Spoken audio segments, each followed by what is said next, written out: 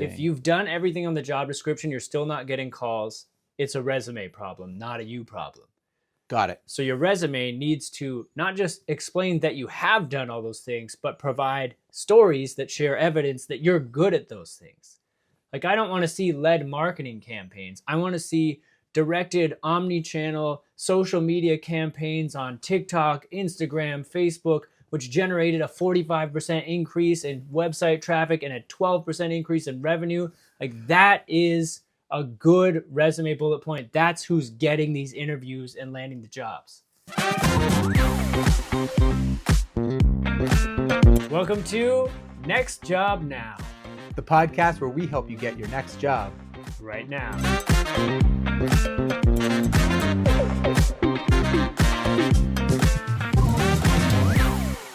Welcome to the podcast. I'm Greg Langstaff. I'm a certified resume strategist. I've written over 2,000 resumes, and I love helping people get new jobs. And I'm Jeff, and I have a lot of questions about job searching. Together, we're going to talk about everything you need to know about landing your next role. Yes, we are. Greg, today we're talking about low interview rates. Ooh. So we're going to talk about why our applications might not be moving us forward in the interview process and what we can do to increase our chances to get interviews. Okay. There are many reasons that we've talked about on this podcast why you might not be getting an interview. There's internal candidates. Yep. Jobs aren't real. They're just ghosts and being left up for no reason. Yeah. You have missing qualifications listed on or you're not listing your qualifications. You have missing qualifications. What is a good ratio of application to interview that we should be targeting? I think, like, from what I've seen, a superstar candidate will be getting an interview one every 5 to 7 applications. That frequently? I mean, that's a superstar. Yeah. The point that you should be looking at, or the ratio you should be looking at to decide if you are getting enough interviews, if there's nothing wrong with you, if there's nothing wrong with your resume, that's about 1 in 12. If you're hitting lower than 1 in 12, it's time to take a good look at your resume and maybe yourself. And when you say look at yourself, what do you mean? I mean, so like if it's your resume's fault that you're not getting interviews, that might mean you've laid it out poorly. You're not using a great template. Templates are available on our website, greglangstaff.com. Or more likely, you are not selling your experience properly. So whereas other people who've done the same work as you might be bragging about their great accomplishments, the awards they've won, the revenue they've generated, you might just be listing your responsibilities, and that is like a huge resume flaw. The second piece is you might not be good enough. It's true though. Like, okay. If we want to get better, if we want to advance our careers, we need to admit sometimes we're not good enough right now. It's not our keywords. It's not our resume. It's us, which means we might need to go back to school. We might need to take an online certificate. We might need to try harder at work so we have more accomplishments to brag about. So when you're saying this like a 1 in 12 ratio, that's for your everyday applicant, but those who are doing the work, right? Like 1 in 12 is someone who's tailoring their resume. They are using the correct keywords. They have a good template. And maybe doing a little bit of networking as well. And doing some networking. Like if you're doing the best you can and you're getting 1 out of every 12, you're okay. Yeah. Is that what you're saying? Like that you're on a good pace. You're not a superstar. When is the point again that you're saying, let's revisit strategy? You need to take a deep look at yourself and maybe change everything. Well, like what we talk about is like, we've talked about how many jobs should you apply to. And like, you know, a comfortable rate is like 5 to maybe 10 in a week. So if you're hitting like 1 in 10, 1 in 12 ratio, like you should be getting a few interviews every month. Yeah. Like 2, 3, and that's about as much as the average person can handle. True. So like if you are below that, if you're applying to 15, 20 jobs, you're not hearing back, like stop applying to jobs, change your strategy, change your resume, and maybe even think about improving on yourself as a professional. What are the first things you would ask yourself if you're 0 for 20. I would take a look at the job descriptions I'm applying to. I would look closely at the requirements, and I would think, have I done all these things? And does my resume demonstrate I'm good at these things? Mm-hmm. Because there's like 3 levels, right? You look at a job description, you think, I could do that. I could learn to do that. Well, guess what? Everyone thinks they could learn to do everything. Yes. I watch sports on TV. I see the broadcasters. I'm like, I'm pretty energetic. I know enough about sports. I could do that. I'm not gonna get hired to broadcast for the Raptors. Matt Devlin is way better than me. Yeah. Right? And if he were to retire, there's other people who've already been doing that. And like that's a reality we need to face. It's like anytime you're thinking, I could do that, there's hundreds of people that already do that. And there's lots of people that have been training for that role, understudying, maybe Matt Devlin, right? Like there's people who've been stepping in, people who've been doing guest appearances. Mm-hmm. Like they're next in line. Yeah. What makes you think that you're going to bump that line? Yeah. So like if we're in the I could do that phase, you're applying to the wrong jobs. You're not ready. Mm. Now, if you are in the phase where you're seeing everything on the list and you're thinking, I've done all that stuff, that's one level below ready to get that job, but you're not there. Why not? Because, well, what's good news here is that level is your resume is the problem. You're not the problem, your resume is the problem. Interesting. If you've done everything on the job description, you're still not getting calls, it's a resume problem, not a you problem. Got it. So your resume needs to not just explain that you have done all those things, but provide stories that share evidence that you're good at those things. Like I don't want to see lead marketing campaigns. I want to see directed omni-channel social media campaigns on TikTok, Instagram, Facebook, which generated a 45% increase in website traffic and a 12% increase in revenue. Like that is a good resume bullet point. That's who's getting these interviews and landing the jobs. First of all, did you just do that on the top of your head? I think I've written over 100,000 resume bullet points. So yeah. It's just all up there. No, that's a stretch. I think I've written about 60 to 70,000 resume bullet points. That's so many bullet points, but that was a fantastic way to frame it, right? Not lead marketing strategies. Mm-hmm. The detail that you just went into, and that on a line, it's not that long, but it was impressive. It's not a paragraph. It's just intentional word choices that line up. Anyway, this episode's not about bullet points. No, but like I love bullet points. You do love bullet points. But I think what you've been talking about here is sometimes it's not your fault. Mm. Sometimes it is your fault. Yes. Let's do a little activity. I would love to play a game with you. All right. Pass me the game. Let's do it. So we're going to play Wavelength. That's the name of this game? Yes. Perfect. So we're going to play Wavelength and not your fault, your fault. Okay. All right. So I'm going to describe kind of a reason why someone might not be getting a job. Okay. And you can guess whether that is not your fault or that's entirely your fault. All right. And for those who are listening, Wavelength is a kind of a board game type thing where we have a big wheel that's going to reveal like a spectrum. And on the right side is the not your fault. And on the left side is your fault. And I'm going to place like the red, what would you call that? Like dial meter. Dial where on the spectrum of not your fault to your fault that I believe this thing is based on what Jeff has said. So the goal is for Greg to accurately guess within the same wavelength and score it as closely as possible to where I think it is on the spectrum. Yes. And audio listeners, if you're feeling lost, check us out on YouTube. Next Job Now podcast on YouTube. All right, you ready? Let's do this. I won't look. Not your fault, your fault.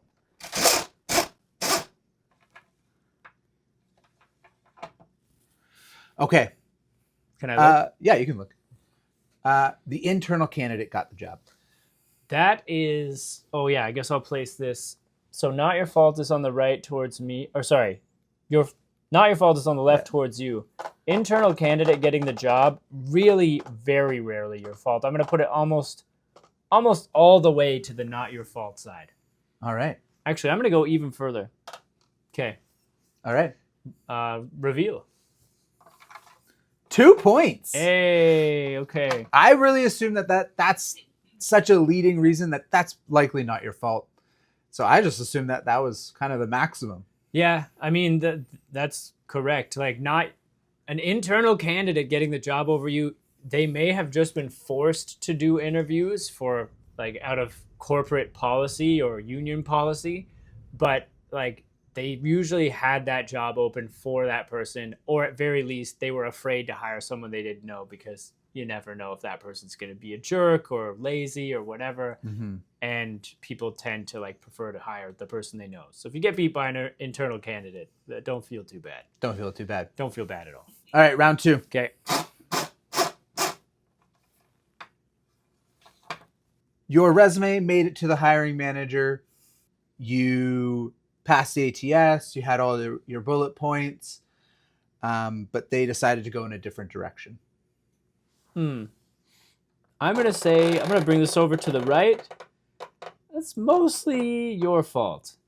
Mostly your fault. Yeah, and like if your resume is good as you're describing and you're a good fit for the role, I'm going to go a little less.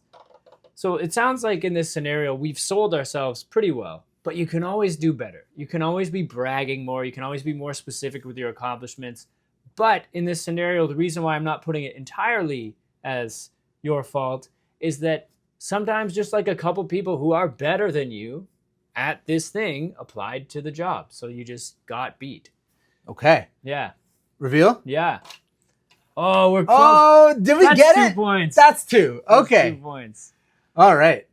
Yeah, I was like, you did okay, but you can do better. You're right. Yeah. Yeah. Do better. All right. Let's try this again. No, here we go. All right.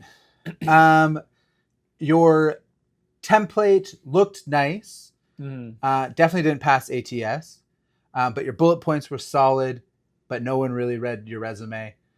You didn't make it to the hiring manager, but your resume looks good. I'm going to say that's largely your fault. Like the first thing we should do when we're building our resume is select an ATS optimized, nice professional template. It's a very easy problem to solve, so it is your fault. It's your fault. 3! Hey! All right, let's do one more. All right. All right. All right. You designed your template using Canva. Hey! There you go. I believe you're supposed to make sure it's fully on one side. But yeah, maximum your fault. No Canva templates. No Canva templates. Why? Why? They're just typically not ATS compliant. They're made with text boxes, and an ATS is not always reading text boxes in the right order. So, and sometimes it'll miss it completely. Yeah. And also the Canva templates usually have weird graphics or want a picture of you, none of which are good. Yeah. Yeah. Good All right. wavelength. Thanks for setting that up. Thanks for playing.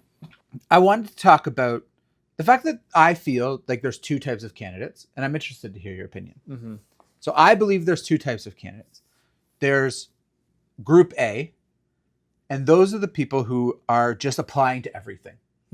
They average like 400 jobs a month.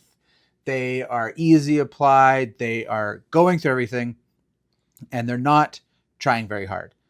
And then you have Group B, who is tailoring the resume. They have an ATS compliant template. They are networking. They're doing professional development.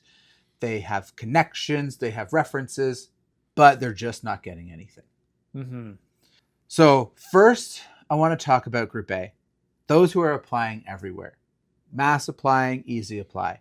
You have talked about this several times, that this is not a good strategy. I feel like this must be coming from frustration and not strategy. They can't be thinking this works, right? Yeah. So like, you've made it clear that this is not an effective approach. So what do you think is going on with those who are still doing this?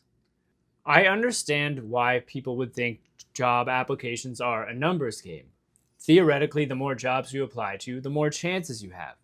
But what's happening is that those people are so fixated on getting that number nice and high that they're applying to jobs they have no business applying to. And they're not taking the time to make sure their resume is speaking to the jobs that they're applying to as well. So if you want to apply to 200 jobs this week, you are just going to click easy apply as fast as you can, because that's like 200, that's like 30 jobs a day. That takes a long time to do properly. So if you're clicking easy apply, you're applying indiscriminately to jobs that maybe you have 10% of what they're looking for, or you're 5 years short of the amount of experience you want. And what's happening is like those folks are kind of fooling themselves into thinking they're being productive and making progress, but they're not. So let's talk about that second group. Mm-hmm. Let's talk about those who feel like they're doing everything, but not getting the results. What would you say to them? I would say have a few people look at your resume. And I'm not talking about ChatGPT, because it's always going to come up with some random thing, how you can do worse or better, or whatever it is. Like, have some people in the industry look at it, have a professional look at it. If like I do resume review services as well. I've seen so many people who think they have a great resume, too, right? Like they say, nothing's wrong with my resume. I apply to so many jobs, and we look at it and the resume is terrible. And through no fault of their own, like school doesn't teach this. No. And so if you haven't sought out education in like how to make your resume good, it's just going to be bad and you'll have no idea. Yeah. Because if your teacher taught you in high school 25 years ago, or your parents showed you how to do it, or even like university career centers are still fairly behind on this. I know because I'm getting hired to go train university career advisors on how to write resumes, and they are behind. Yeah. So like you have to kind of seek out that information yourself. If you just want for like a point of reference, go through my TikTok, my Instagram, whatever it is. I have a lot of resume demonstrations on there. What a good one looks like. Compare yours to that, because it's probably a resume problem. Do you think that we're being too selective? We want hybrid, we want bigger salary expectations because inflation's going up so fast. We or is the market setting these wild expectations that 7 years experience minimum, 10 years is too much, so you have to have that perfect 8 or 9 years of experience? Like what's the problem here? You know what, that's an interesting question, because the market demands, like much has been made of the market demands being wild in the job search, but realistically these companies are getting the person they want, and if they're not, they are lowering their expectations, which is why I always say if you have even 70% of the requirements they're asking for, it's worth applying, because they might never see someone who has all the requirements they're asking for. So just apply if you're interested. But temper your expectations if you are that person that only meets half the requirements or has only 3 years when they want 5 years. That's all it is. So at the end of the day, is there someone we can blame about not getting interviews? The only person you can blame that will help whatsoever is blaming yourself. Because you can fix the problems with you, but you cannot fix the problems with the market, with the employer. So yeah, for productivity purposes, it's best to blame yourself. All right. Well, I think it's time that we move on to our unusual interview questions, where we ask each other questions that we hope you don't get asked in an interview. And you have a question. I can see it on your face. You are excited to ask it. Go, Greg. Jeff. Yes. How many words do you know? You know what? My dog knows 70 words. I counted recently. Went through a list. I've been doing well at Wordle. Okay. So it makes me think I know more words than I thought. You're pretty good with the 5-letter words. Great with a 5-letter word. I think I cap out at like a 7-letter word. Like I don't think I could. If Wordle expanded to 7 letters, I would fail every time. The limit does not exist. I don't know. In English? Yeah. Oh, I want to say 1,000. You know more than 1,000 words. Do I? You must know 100,000 words. I don't know if that's true. I think I would cap out eventually. How many words If are there? when you say, do you know your word? Like off the top of my head, do I know a word? Or if I saw it, I would go, I know that word. Yeah, I'm not asking you to list every word from memory, Right. but I do want a rough estimate of how many words you know. Like I would say I know 50% of the English dictionary for sure. That's low. I'm not a big reader. Yeah, but you're a big talker. I use the same ones. Look back at this podcast. It's the same. All right. All right. I think you know more words than you think. Thanks, Greg. All right, Greg. Can you please describe your perfect chair? My perfect chair is Super Couch. Super. Yes. I know what Super Couch is because of our friendship. Yes. Please describe what Super Couch. What are the qualities of Super Couch? Super Couch is an enormous couch that takes up about half of my basement. We're in the other half right now, and it's L-shaped.